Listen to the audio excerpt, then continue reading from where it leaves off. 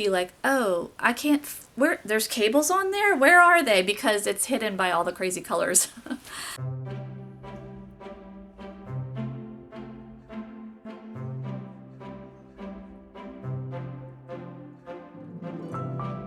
Hello, it's Sonia here at The Pretty Stitch. Welcome to my channel. If this is your first time joining me, I'm so happy to have you here.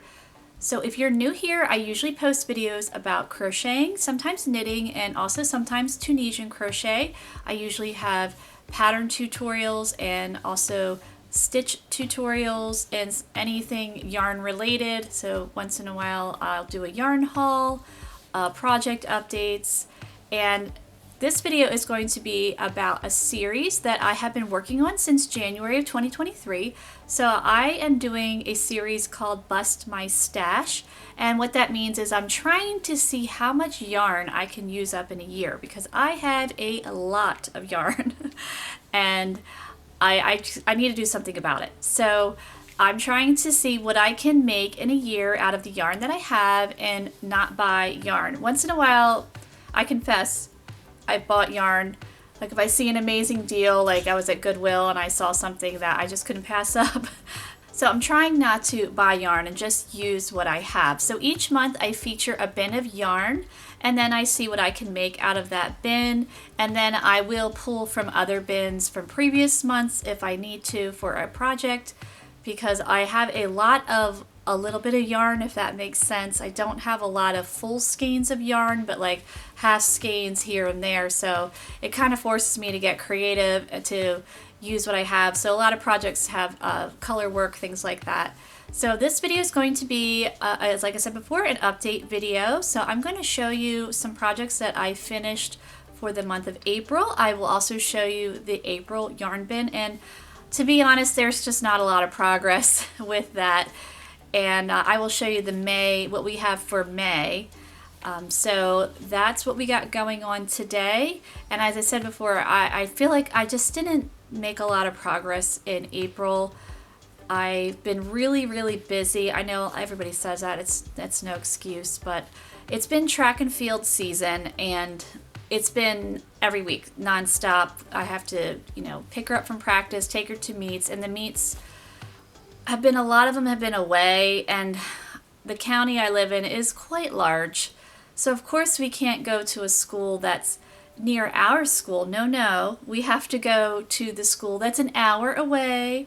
I'm in the southern part of the county, so we seem to be competing with schools in the northern part of the county, which is almost an hour away. So it's taking up a lot of my time.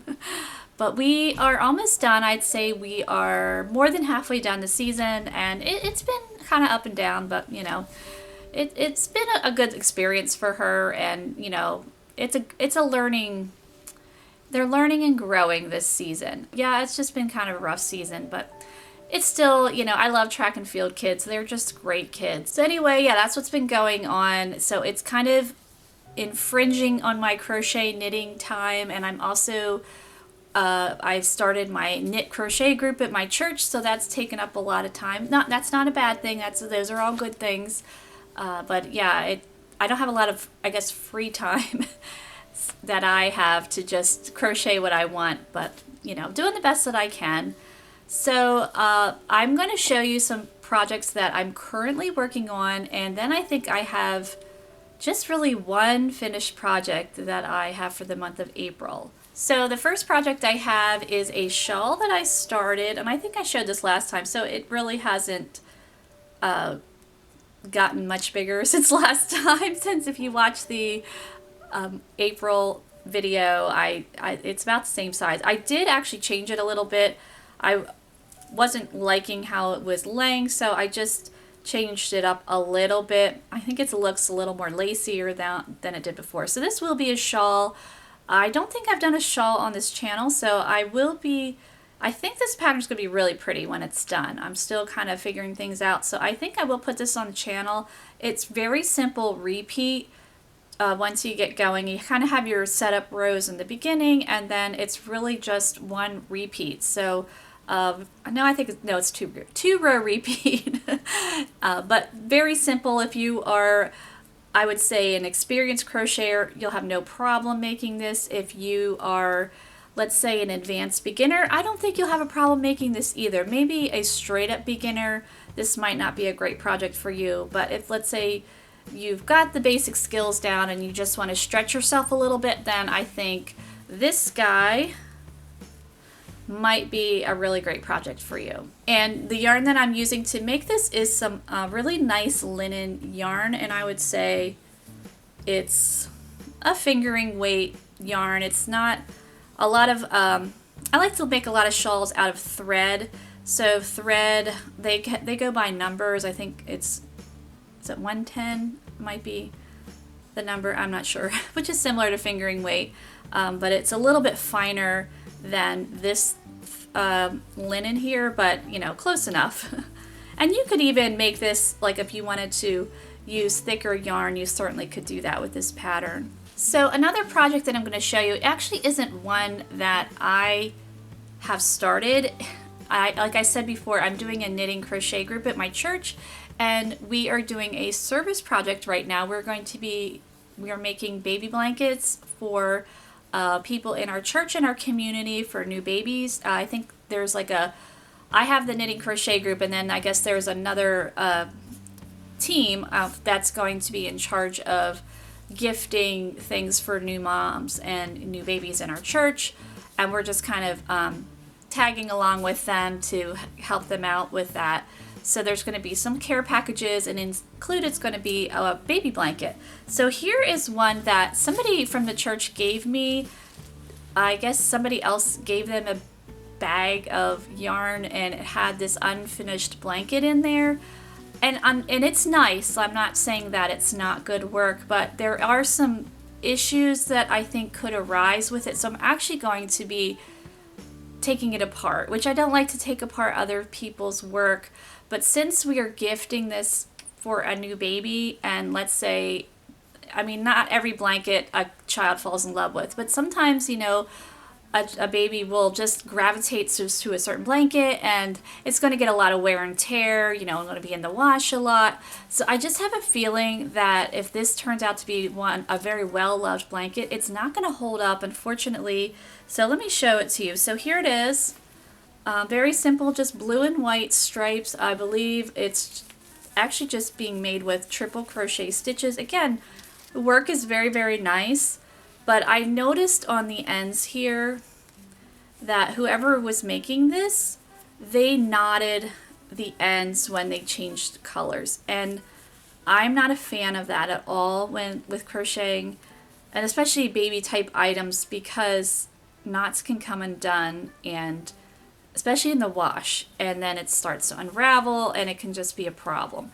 So all along this edge we have got a bunch of knots, and they're not even like the, you know, magic knot or I forget, there's a bunch of different types of knots, like they're just regular knots, and it does look like they, you know, knotted them as tight as they could, and then they just snipped the ends.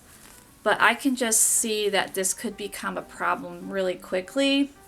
So unfortunately, I am going to undo this and restitch it. So again, like the stitches themselves, whoever was working on this, you know, really nice even tension, you know, nothing bad about that. But again, since we are gifting this to a new mom, I just feel like I want to, you know, give them our best work possible and make sure that the blanket will hold up for years if, you know, it becomes a favorite and doesn't have to worry about it coming undone. Or I don't know, with my kids, they all had favorite blankets. I had blanket kids. I have 3 kids, and when they were babies, they all fell in love with a certain blanket, and it was always traumatic when it needed to get washed, and heaven forbid if it fell apart. I mean, that would have just been completely tragic for them.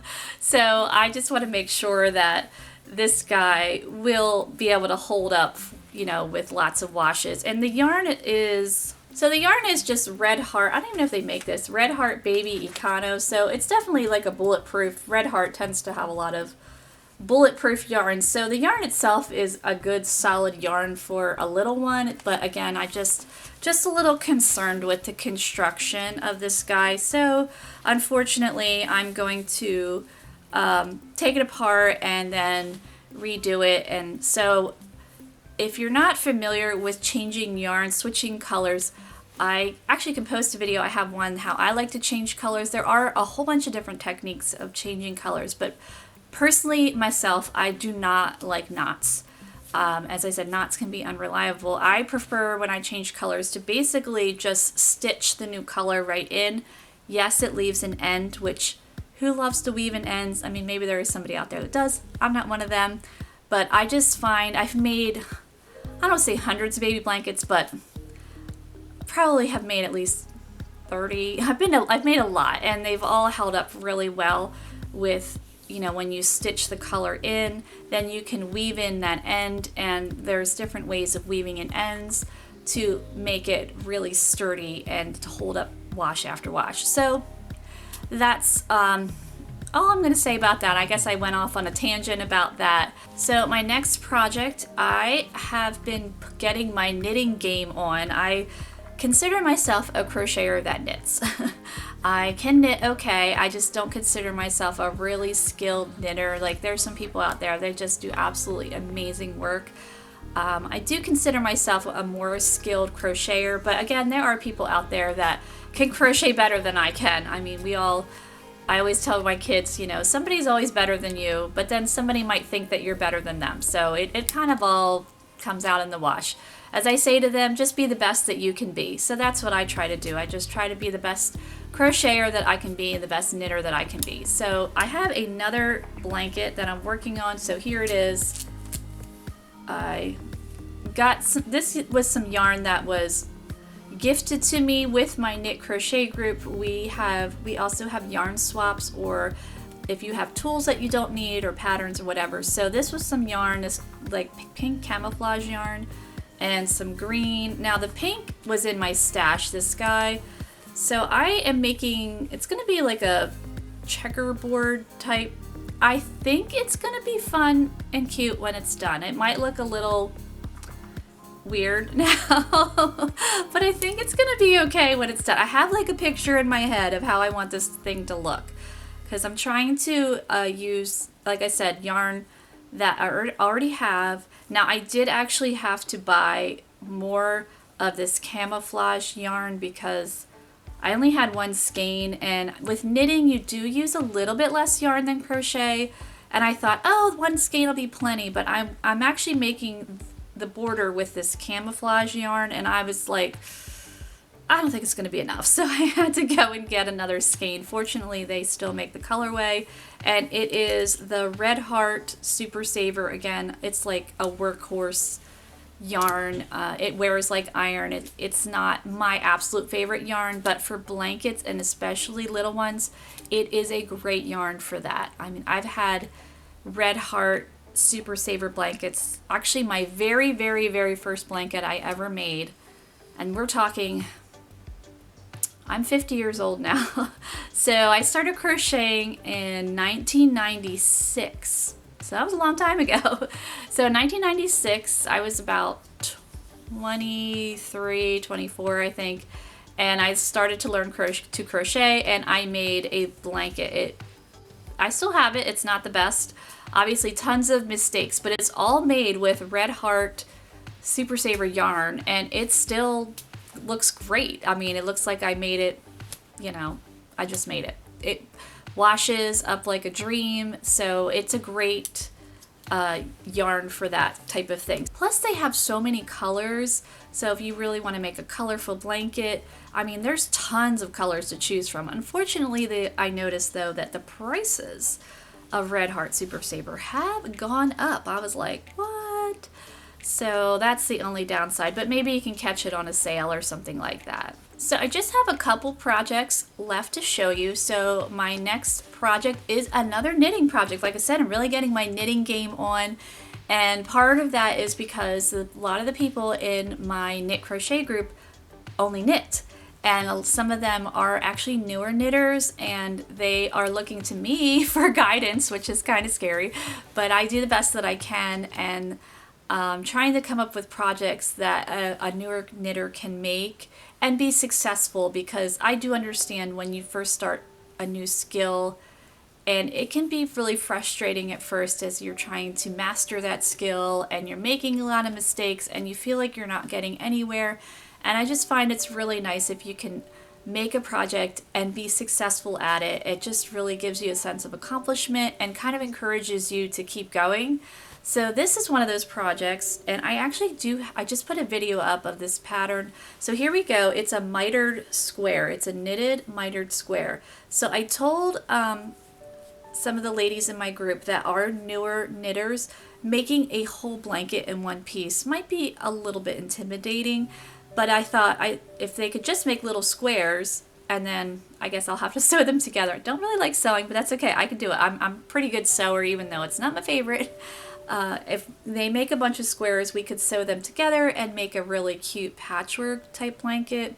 And then I guess I would just knit some kind of border around it just to kind of, I like cohesive looking things. I'm kind of particular with that. So with this one, these are mitered squares. I made them with size 8 knitting needles, and this yarn is some ice yarn.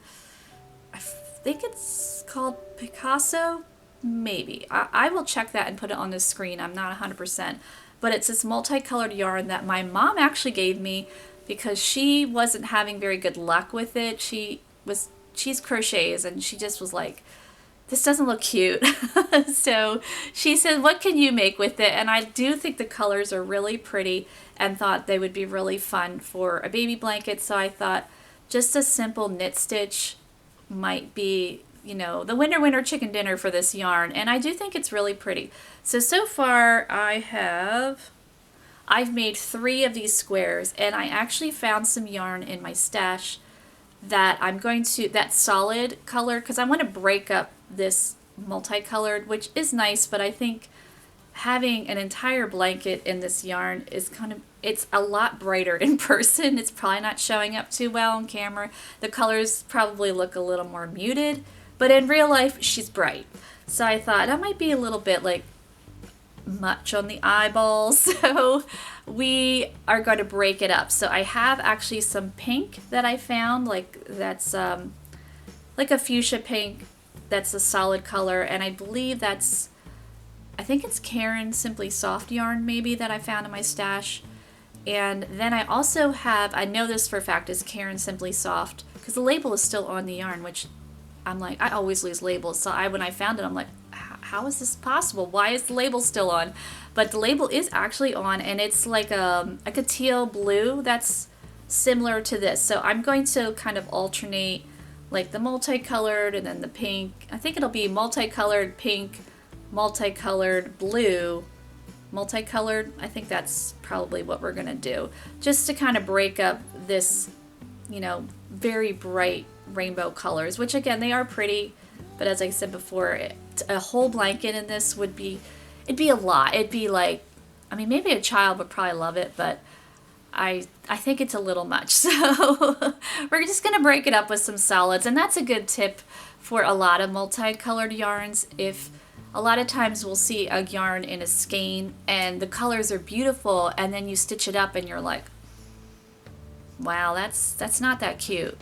So I find a good rule of thumb is use a basic stitch, because you need to tailor your project to the yarn that you're using. So for instance, like we're talking about multicolored yarn. So if you decided I want to make a cable project with this multicolor yarn, it's not going to work with this. It's going to look terrible because you're not going to be able to see the cables really well, because it's going to be hidden by all the different colors of the yarn. So I find with yarn like this, like for like knitting, simple knit stitch, if you were crocheting it, maybe, you know, just like single crochet or the linen stitch, something very simple, that the yarn is the star and not the stitch. So that's just a kind of a good rule of thumb. Or make stripes. So you have a couple different stripes of this colored yarn, then you throw some solids in to kind of just break it up, and so it's not like, oh my gosh, there's colors everywhere. So a lot of times some people, they struggle with their projects because they're really not using the right kind of yarn with the right kind of stitch. So just a little tip there if you are struggling with that. So again, don't be afraid of the pretty multicolored yarn, but just keep that in mind. And sometimes you can use, like, let's say a cable stitch with multicolored yarn, but the only way that works is if, this is just my personal opinion, you do whatever you want, but I find if the color runs are very long, what I mean by that, like the color changes. So in this you can see the color changes are very short.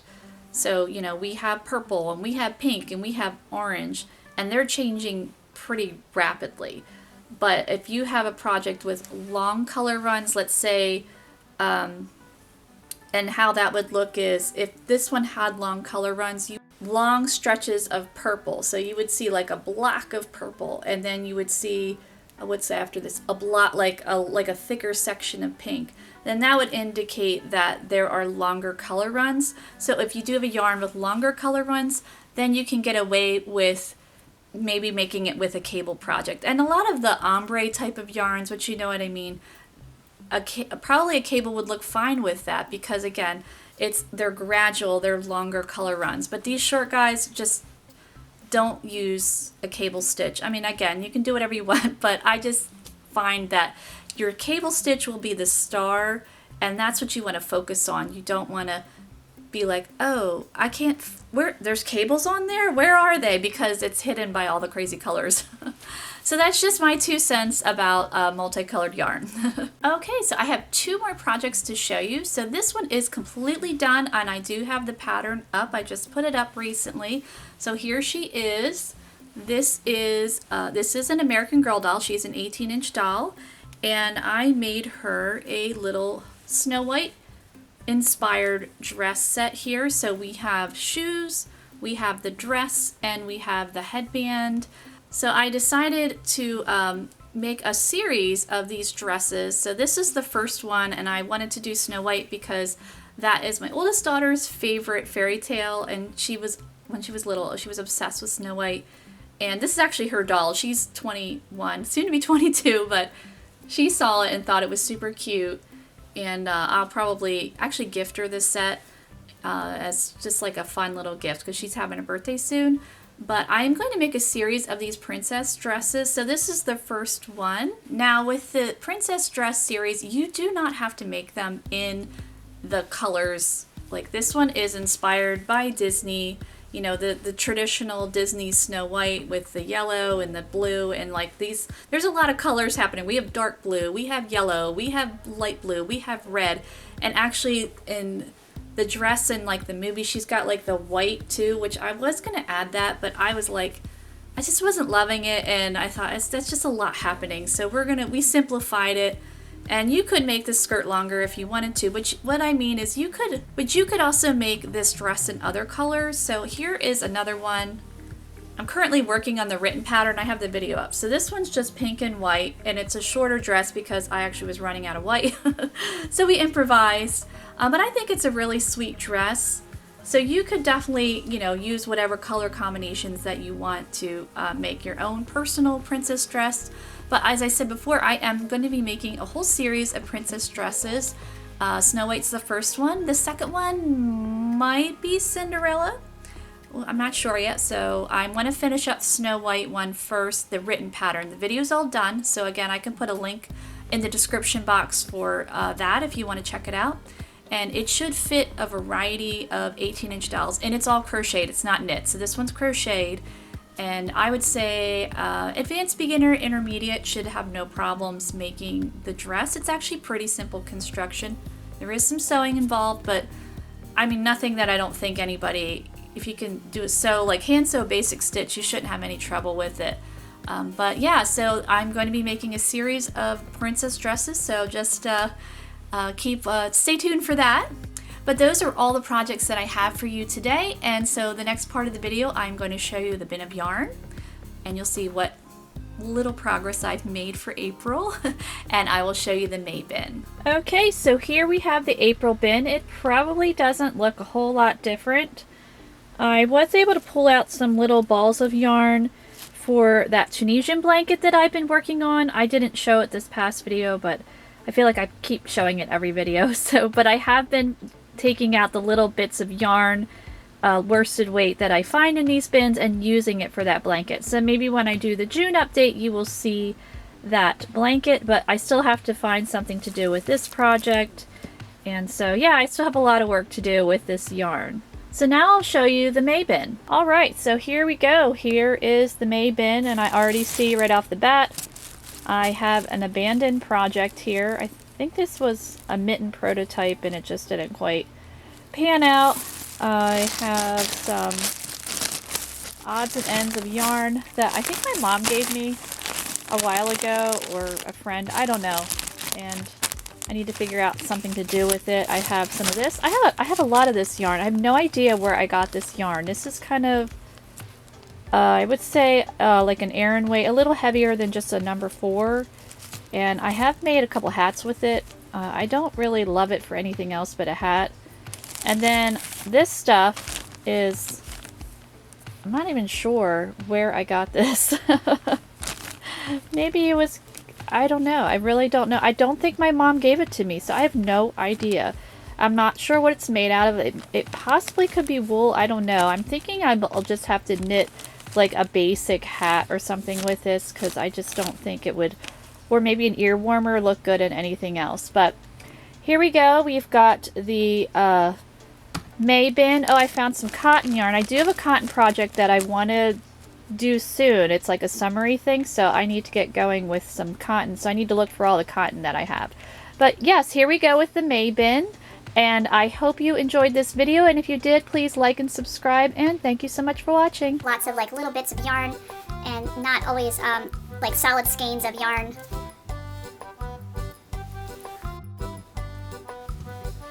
Thing that I just couldn't pass up, but I'm trying not to do that. And yeah. It's been track and field season, and my daughter isn't,